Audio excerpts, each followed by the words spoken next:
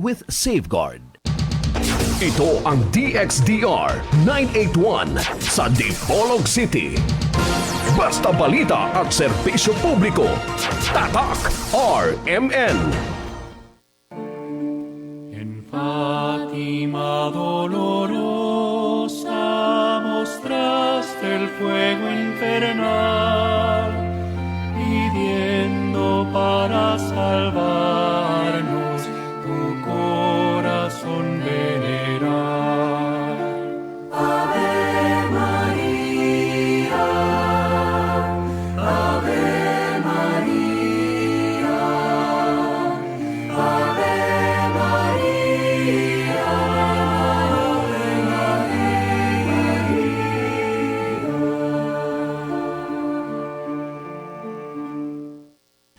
Okay, yan usab ang tulumanon nga giuluhan ang kahayag sa pagtuong Katoliko. Uban gihapon niining ubos ninyo nga lagat sa mga tulumanon. Silbert Donduyano Senior alias Veritas. Okay, Pete Senior. Okay, sa gihapon ang makauban nato dinhi sa istasyon ang atong mga kasamang radyoman sa technical side. Si kasamang radyoman Johnny Lud, kusab si kasamang radyoman Tax Ilumba. Sa gawas mo gihapon, si kasamang radyoman Rinaldo Cuenca, o kusab si kasamang radyoman Kion Ilumbaring. Pasiunang patimbaya no, sa gihapon sa atong station manager.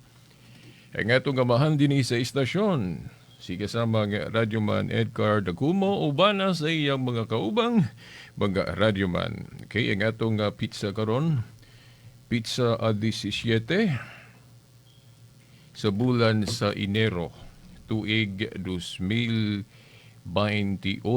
Pizza Senior, Senior Santo Niño. Okay, akong kapistahan ron sa atong simbahan. Labi na yun diri sa atong dapit, no? Sa Pilipinas. O ang pinaka siguro sadya karon sumaong pagsaulog ang anaa sa Cebu, Sugbo. Kay sa atong nahibawan, sa atong dapit, diha gyud ang route, diha gyud nagsugod-sugod ning kining debosyon sa balaan nga bata. O kagahapon pod sa tulumanon na nato sa grupo sa Catholic Faith Defenders nga ilawom sa Bible Apostolate nga diin dito sa Picas Istasyon amo po ning hisgutan ni Attorney Abbas. Okay. Nag-discuss mi og matuod nga iglesia dayon gi-appeal po namo ning tema may labot na sa Santo Niño. Og maumanggani nga wa ko mag-ilis og kolor sa akong gisuot. Okay, pula gihapon kay pahaom sa maong pagsaulog. Okay. Sa miaging Domingo gapula man ta, karon gapula gihapon ta. Okay, mo po akong nahuna-hunaan nga kining pagsaulog gyud kasagaran makita nako pula man gyud ang paghulagway sa atong Santo Niño, di ba? Pula. Tungod po na kay sa Biblia naapoy bersikulo diha nga ang pula o dugo nga simbolo sa atong Ginoong Jesucristo. Kay siya man to ang nag-ula og dugo para kita maluwas.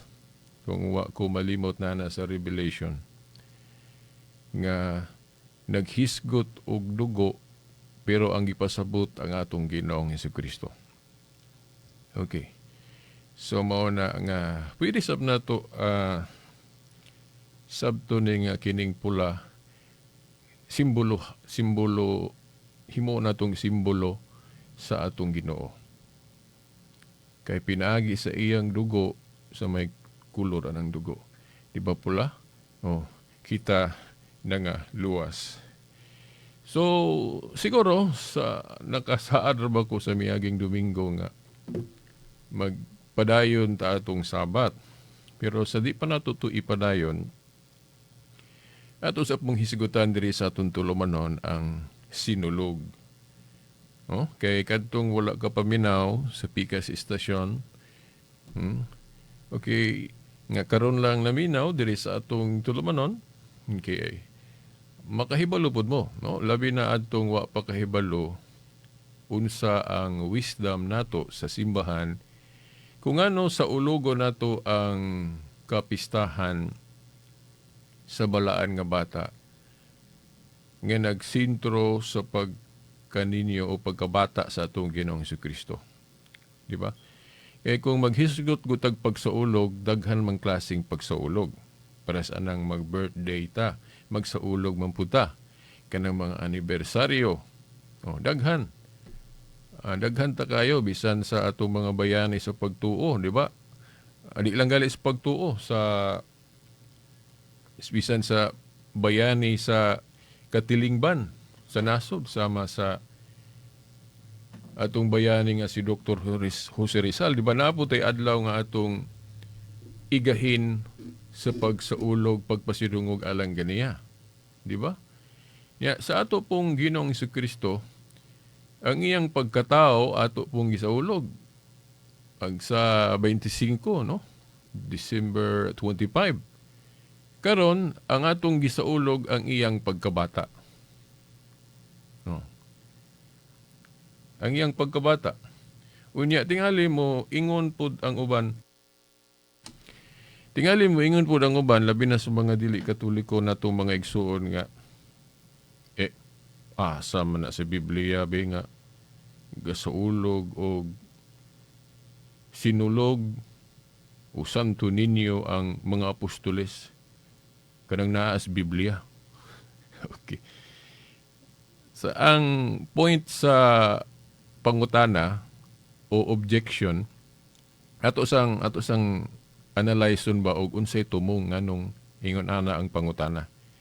Ngano nag-object o nganong nagsupak sila og ingon ana.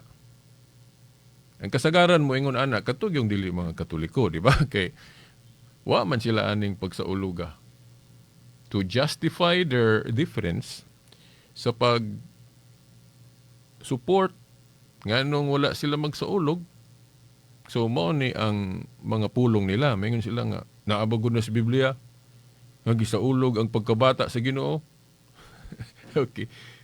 So ang prinsipyo sa pangutana o objection, ang iyang premise nga naa sa iyang una-una nga kay wala pa man nila buhata sa una, therefore dili maayo nga atong buhaton karon. But pasabot, kung doon na may mga buhat sama ng pagsaulog, kinahanglan na sa iyang una-una nga naagi na panahon sa mga apostoles, naagi na sa Biblia. So kung wala pa gibuhat sa mga apostoles, therefore conclusion, dili na ito buhaton kay sabto na nga dautan o dili maayo tungod kay wa nila buhata sa una.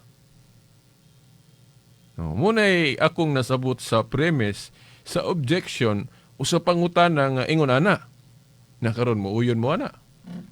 Ato ko nung sulayan o examen. Kung angayan ba tuhuan na nga klase sa argumento. Ang argumento, ga point, unsa ni ga pahimugat nga kay wala pa man buhata sa una nila panahon sa mga apostol, therefore dili maayo nga buhato na karon. Sulayan ko na nato na og kuan. Kay sa ako gong pamalandong reflection, depende.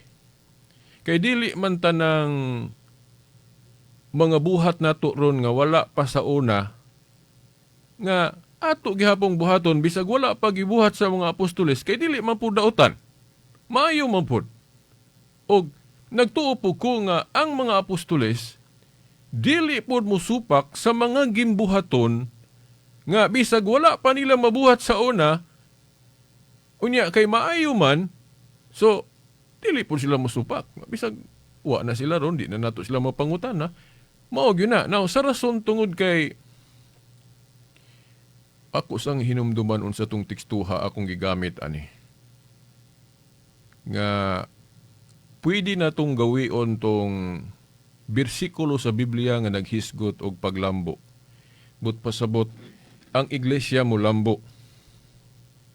Na karon kung ma-prove nato na sa Biblia nga ang Ginoo dili supak og paglambo. So, ma-justify nato ng pagsaulog na tog sinulog kung kini maayo ang iyang esensya. Bisan pa og wala pa ni himo panahon sa mga apostoles. Di ba? Kaya nahinumdum ko nga lagmit ang mahimong depensa anak nato mga Katoliko nga pattern kanang magsayaw-sayaw at ubangan sa larawan kay mao man atong sinulog, di ba? Lagmit ang atong madali-dali dayon nato og pugnit nga pattern ana katong gibuhat ni David na mabasa sa 2 Samuel 6 nga si David misayaw at ubangan sa sudlanan sa kasabutan kon Old Ark of the Covenant nga sa ibabaw dunay larawan sa duha ka anghel o kirubin. Di ba? So, pwede na to himuong pattern to nga si David nagsimba, pinaagip og sayaw, unya iyang giatubang tong sudlanan sa kasabutan nga adunay larawan sa duha ka kirubin o anghel. Di ba? Unya ang mga pulong pagyud nga gigamit, si David kuno misayaw at tubangan sa Ginoo. Di ba? Basahan rago ninyo ng 2 Samuel 6, tibuok ka ang pagbasa. Okay, medyo taas-taas man, di ko na lang basahon para makasave tag time, no? Mubura ba itong oras? Basahan ninyo ang 2 Samuel 6. Nga si David misayaw, giingon diha nga litra por litra gyud, ni sayaw kuno si David at tubangan sa Ginoo. Ang pangutana, nanaog bagod ang Ginoo atong higayuna? Then nagpakita ni David, then iyang gisayawan? Dili. Wala biya giingon nga ang Diyos nanaog, then nakita ni David, then iya din gisayawan. Kay giingon man, ni sayaw si David at tubangan sa Ginoo. Di ba?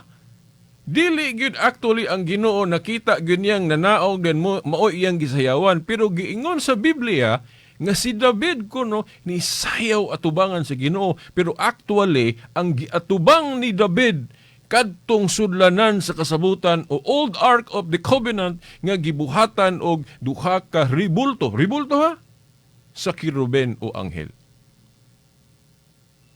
Di ba? Una din ang pattern ana. So kung mo ingon po din ang mga dili Katoliko, so granting na amoy pattern ana, pero kana yung larawan jud ba ni Kristo nga inyong gisimbolo ka ng bata, sa bata pa siya. Unya na mabasa sa Biblia litra por litra. Okay, mahimong wala tingali litra por litra. Pero dili naman na siya dautan. Kay pwede natong sabton nga usan ni sa mga kalambuan sa atong simbahan nga dili supak ang Ginoo tungod kay maayo man pud. Sama sa gibuhat ni David nga nisayaw at tubangan sa sudlanan sa kasabutan nga naay larawan sa duha ka anghel. Sa to pa kung atong analyze na dili di masuko ang Ginoo nga mosayaw ta sa atubangan sa larawan nga ang larawan ga simbolo og balaan. Di ba? Kay katong larawan si Kerubin nagsimbolo man to sa anghel sa ato pabalaan. So pattern na. Unya kanang atong Santo Niño God representation man na sa pagkabata sa atong Ginoong Hesukristo.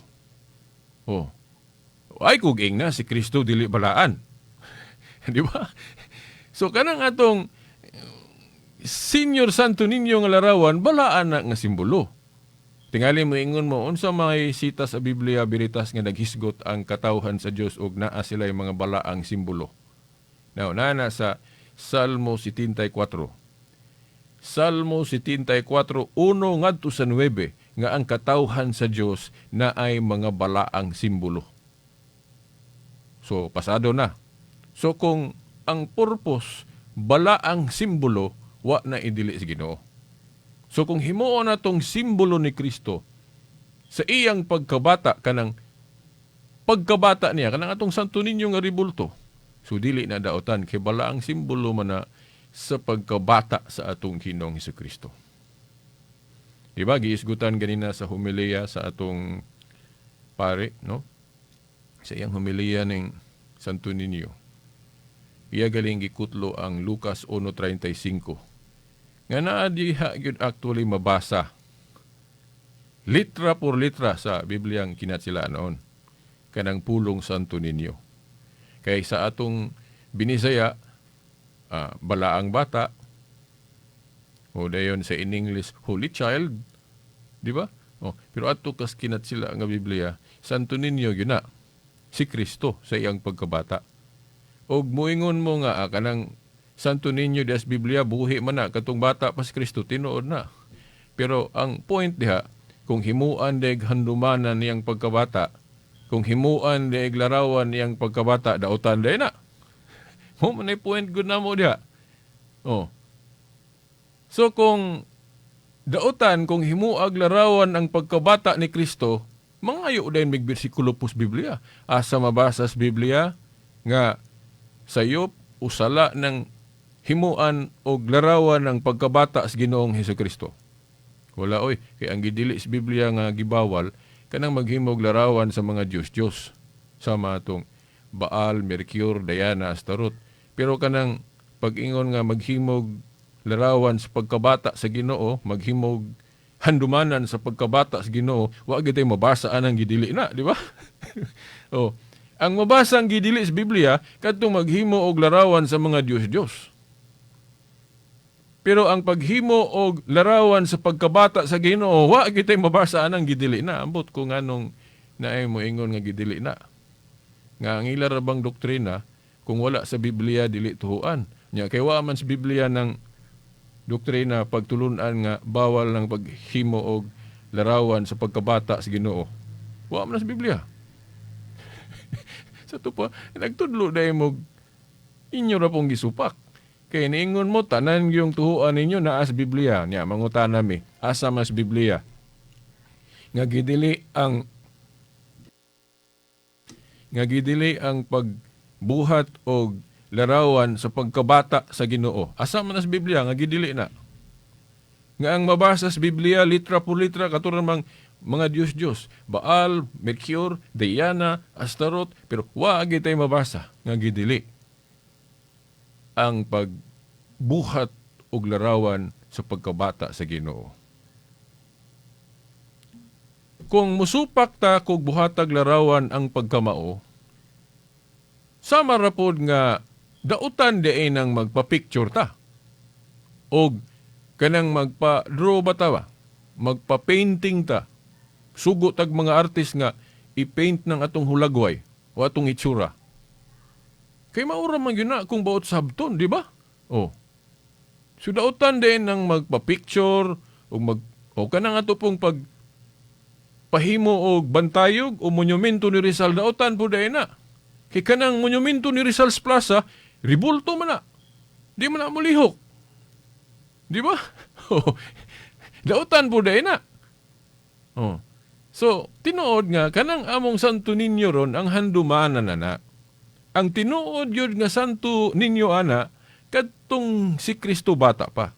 So, representation lang ng among Santo Niño nga larawan. Dili man dautan ang representation. Example, kana laging larawan sa kirubin, nga gipahimo sa Dios ni Moses. Di ba? Kanang kirubin, representation na sa mga anghel sa langit. Kay kanang kirubin anghel man. Di ba? So, ang Dios dili supak kung magbuhat ang representation. Di ba? So sa point nga, moingon mo nga, wa pa man magsinulog tong kanang parehas gyud sa inyong pagsinulog karon ang mga Christian sa una, panahon sa mga apostoles. Ay, sa una, wala pa. Kay ang simbahan, naglambo man. Pras rago na nga maghimo kag balay, o mo pa'y paghimo ni mong balay, alang-alang mo automatic nagnapintalan dayon. Muagi pag yun nagulay pintal. Muagi pag nagway bungbong. Haligi pa. Oo. Kay ang balay nato mo lambo man siya. Labi nagdaghan tag kwartang gasto, di ba? O pagpaanindot sa atong balay, ingon na pod ang simbahan maglambo. Unya ang bersikulo gyud nga gigamit nato ana nga ang Dios dili supak og paglambo. Sa Juan 14:12. Unsa may giingon diha? Ang Ginoo gyud mismo mo'y nag-ingon, di ba? Unsa may giingon sa Ginoo diha? Kinsa tong buot mo sunod kanako? Mubuhat sa akong gibuhat, ug mubuhat siyag labaw pa niini, kay mo adto naman ko sa akong amahan.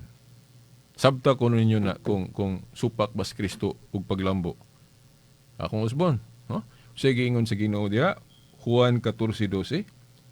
Kinsa tong buot mo sunod kanako, mubuhat sa akong gibuhat, ug mubuhat siyag labaw pa niini, kay muadto naman ko sa akong amahan.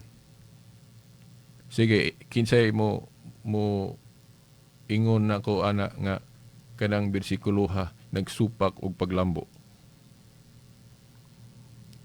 Ang gusto ko na mosunod niya, mubuhat siyang gibuhat ug unsa to iyang gibuhat sa una, ang pagsunod man sa amahan niya, di ba?